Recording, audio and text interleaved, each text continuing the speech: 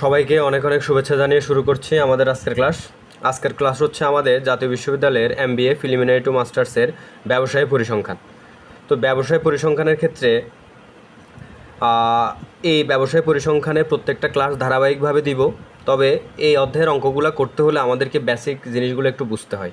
Basic জিনিসগুলো যদি আমরা বুঝি তাহলে আমাদের সুবিধা হচ্ছে কি, আমরা ম্যাথগুলো করতে আমাদের জন্য এত বেশি কষ্ট হয় না, আমরা একটু সহজে আমরা বুঝে ফেলতে পারি। তারপর হচ্ছে যেহেতু আমাদের হাতে খুবই সময় কম, সে পরীক্ষা খুবই সন্নিকটে চলে আসছে, তাই এই জ্ঞানমূলক প্রশ্নগুলা আমি যদি একটু আপনাদেরকে পড়ে বা একটু বুঝিয়ে দিতে পারি, যেগুলো 99% ব্যতিক্রমে আসছে সেগুলা থেকে পরীক্ষায় আসলে চলে আসে। তো এই জন্য এই একটা আমার একটা উদ্বেগ আর কি, যে উদ্বেগ হচ্ছে যে আমি চাই যে আপনারা যাতে অন্ততপক্ষে একটু ভালো একটা রেজাল্ট করেন, এই জন্য একটা প্রচেষ্টা, ক্ষুদ্র একটা প্রচেষ্টা। তারপর হচ্ছে কি, যে এখানে ব্যতিক্রমের 99% প্রশ্নগুলো বেশিরভাগই পরীক্ষায় চলে আসে। তো অনেক সময় অনেকের আসলে এই প্রশ্নগুলা পড়ার অনেক সময় থাকে না। হ্যাঁ, তো দেখা যাচ্ছে কি, যদি এই প্রশ্নগুলো যদি মোটামুটিভাবে একটা ভিডিও আকারে যদি দেওয়া যায় তাহলে অনেকেরই সুবিধা হয়। অনেকে হয়তো ভিডিওর মাধ্যমে দেখে ফেলতে পারতেছে বা শুনে আসলে শিখে ফেলতে পারতেছে। সেই উদ্দেশ্য থেকে আসলে আমার এই ক্ষুদ্র প্রচেষ্টা। তো ঠিক আছে, কথা না বাড়িয়ে শুরু করতেছি। আর এই ব্যবসায় পরিসংখ্যানের প্রত্যেকটা ক্লাস আমরা দিব ধারাবাহিকভাবে, তো আপনারা সঙ্গেই থাকবেন। প্রথম প্রশ্ন হচ্ছে পরিসংখ্যানের জনককে। যেমন এই প্রশ্নটা 99%, আমি যেগুলো আসলে ব্যতিক্রম সাজেশনে 99%, ওই প্রশ্নগুলা আমি মার্কার দিয়ে ভালো করে হাইলাইটস করে দিছি, যাতে করে আপনারা শুধু এই প্রশ্নগুলো খুব গুরুত্ব সহকারে পড়বেন। বাকিগুলোও পড়বেন, তবে এই 99% প্রশ্নগুলো গুরুত্ব সহকারে পড়বেন। কেন পড়বেন? কারণ ব্যতিক্রমের 99% প্রশ্নগুলো বেশিরভাগ পরীক্ষার চলে আসে। এই জন্য এই প্রশ্নগুলো আমি মার্ক করে দিছি, এগুলো আপনারা নিজে নিজে করে একটু ভালো করে শিখে ফেলবেন আর কি, ভালো করে। যেমন আসলে শিখে কি, যদি আপনারা যেমন অনেকে হয়তো সাজেশান কিনে নেয়, তো সেক্ষেত্রে আমি আসলে আপনাদেরকে একদম শর্ট একটা ভিডিও আকারে করে দিচ্ছি।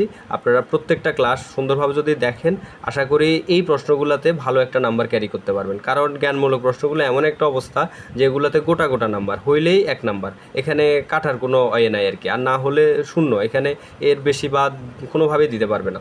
তো ঠিক আছে, কথা না বাড়িয়ে ক্লাসে যাচ্ছি। প্রথম হচ্ছে আমাদের পরিসংখ্যানের জনককে। পরিসংখ্যানের জনক হচ্ছে R.A. ফিশার। তারপর হচ্ছে ব্যবসায়ী পরিসংখ্যান কি? ব্যবসায়ী পরিসংখ্যান হচ্ছে কারবার বা ব্যবসায়ের সাথে সম্পর্কযুক্ত তথ্যাবলীর সংখ্যাত্মক উপস্থাপন ও বিশ্লেষণকে ব্যবসায়ী পরিসংখ্যান বলে।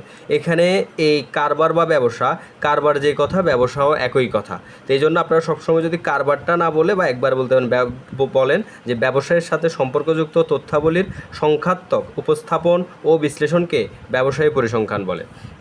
তারপর হচ্ছে এখান থেকে এটা বলি, দৈব চলকের সংজ্ঞা দাও। দৈব চলক হচ্ছে কি, যে চলকের প্রত্যেকটি মানের একটি নির্দিষ্ট সম্ভাবনা থাকে তাকে দৈব চলক বলে। যেমন চক্কা যদি মারি, এটার ওপরের পিঠে প্রাপ্ত মানগুলোর নির্দেশকারী চলকটি একটি দৈব চলক। যেমন আমি আপনাকে এই দৈব চলক সম্পর্কে একটু বুঝাই দিই। যেমন আমরা যদি একটা, ওই যে আমরা ছক্কা খেলি, যে ক্রিকেটের ক্ষেত্রে 6-6-এর মধ্যে দেখেন তো আমাদের কি আছে, 1 2 3 4, ধরেন 5 6। তো আমাদের এই যদি আমরা একটা লুডো খেলার গুটির মধ্যে যদি আমরা ছক্কা মারি, তাহলে ওই ছক্কাটার মধ্যে 6 কিন্তু কয়বার ওঠার সম্ভাবনা আছে? একবার ওঠার প্রবাবিলিটি আছে। যেমন আপনি যদি একটা ঘুটিটাকে যদি এভাবে মারেন, তাহলে ওইখান থেকে হয় ছক্কা একবার উঠবে, না হলে 5 একবার উঠবে, না হলে 3 একবার উঠবে, না হলে 2 একবার উঠবে, না হলে 1 একবার উঠবে। এর বাহিরে তো 2টা তো একসাথে উঠবে না। তো এই জন্য এই যে কোনো একটা মান যদি আমাদের একবার উঠে, সেটাই হচ্ছে আমাদের দৈব চলক। তারপর হচ্ছে এখানের মধ্যে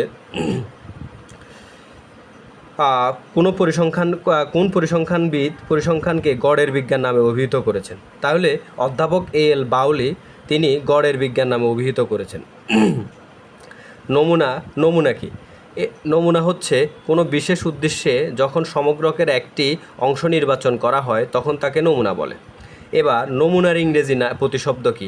নমুনার ইংরেজি প্রতিশব্দ হলো সিম্পল। তারপর দেখেন বিচ্ছিন্ন চলক কি?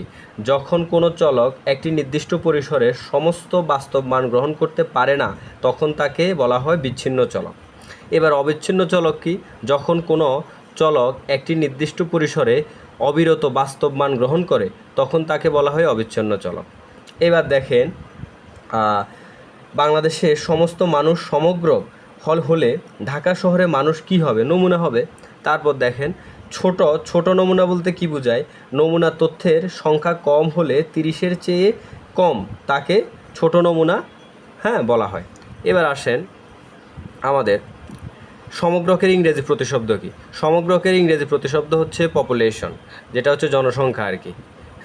তারপর হচ্ছে গুণবাচক চলক কাকে বলে, সমগ্রকের যে বৈশিষ্ট্যকে সংখ্যাত্মকভাবে প্রকাশ করা যায় না তাকে গুণবাচক চলক বলে। এবার গণসংখ্যা নিবেশন কি, সংগ্রহীত তথ্যসমূহকে একাধিকবার না লিখে রাশির পুনরাবৃত্তির সংখ্যায় প্রকাশ করা হলে যে চলকের সৃষ্টি হয় তাকে গণসংখ্যা নিবেশন বলা হয়। এবার আসেন আমরা এখানে এই প্রশ্নগুলো একটু দিয়ে দিচ্ছি যে গণসংখ্যা বিন্যাস কেমন। গণসংখ্যা বিন্যাসকে দুই ধরনে ভাগ করা হয়। এক হচ্ছে সুষম বিন্যাস নিবেশন বা আরেকটা হচ্ছে বঙ্কিম নিবেশন। তারপর দেখেন ক্রমযোজিত গণসংখ্যা কি। ক্রমযোজিত গণসংখ্যা হচ্ছে গণসংখ্যা নিবেশনে প্রতিটি শ্রেণীর গণসংখ্যা ক্রমাগতভাবে যোগ করে যে সকল সংখ্যার মান পাওয়া যায় তাকে ক্রমযোজিত গণসংখ্যা বলে। এবার আসেন তথ্য উপাত্ত কি। তথ্য উপাত্ত কোনো নির্দিষ্ট উদ্দেশ্য সাধনের জন্য সংখ্যাত্মকভাবে সংগৃহীত ও প্রকাশিত তথ্যাবলীকে তথ্য বা উপাত্ত বলে।